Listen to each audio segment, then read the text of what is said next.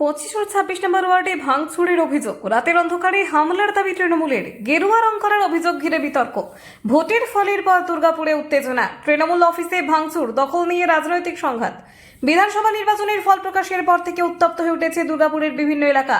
অভিযোগ, 25 ও 26 নম্বর ওয়ার্ডে তৃণমূল কংগ্রেসের দুটি পার্টি অফিসে ভাঙচুর চালানো হয়েছে।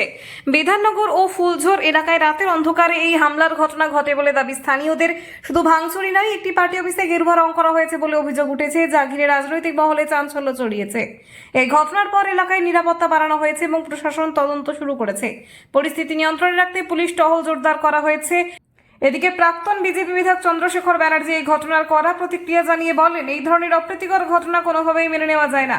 যারা জড়িত তাদের বিরুদ্ধে কঠোর ব্যবস্থা নেওয়া উচিত। তিনি আরও দাবি করেন, বিজেপির কর্মীরা এই ঘটনায় জড়িত নন, বরং তৃণমূল ছেড়ে আসা কিছু ব্যক্তির ভূমিকা থাকতে পারে।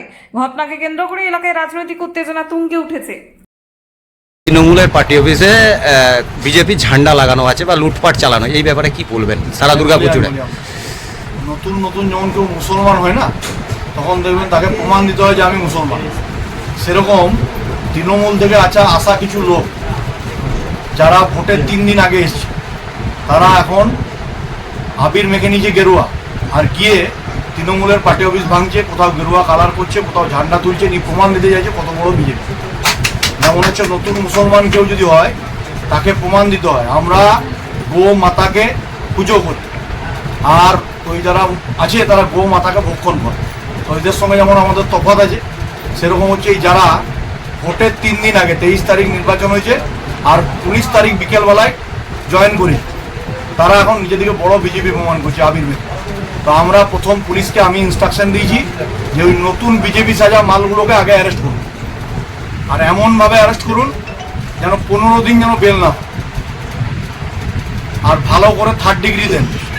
তাহলে তখন বলবে যে তৃণমূলের কোন নেতা আর তাদেরকে পাঠাচ্ছে পার্টি অফিস দখল করতে, তবে নামটা বলি। আর তার মধ্যে সিপিএম বাড়িরও কিছু ছেলে আছে যারা এবিভিপির নাম দিয়ে, আমি আপনাদের বলি, সিপিএম বাড়ির বাবা হচ্ছে কমরেড আর ছেলে হচ্ছে বিজেপি উচ্চারণ করতে পারে না, মুখে বলে বিচিকু।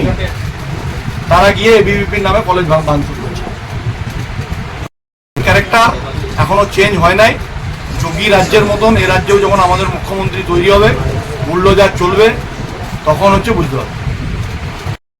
যদি তৃণমূলের কোনো অফিস দখল, তৃণমূলের কোনো কার্যালয় ভাঙা, তৃণমূলের কারো বাড়ি আক্রমণের তালিকা থাকে, আমি আপনাদের কাছেও আবেদন করছি, আপনি আমাকে জানাবেন।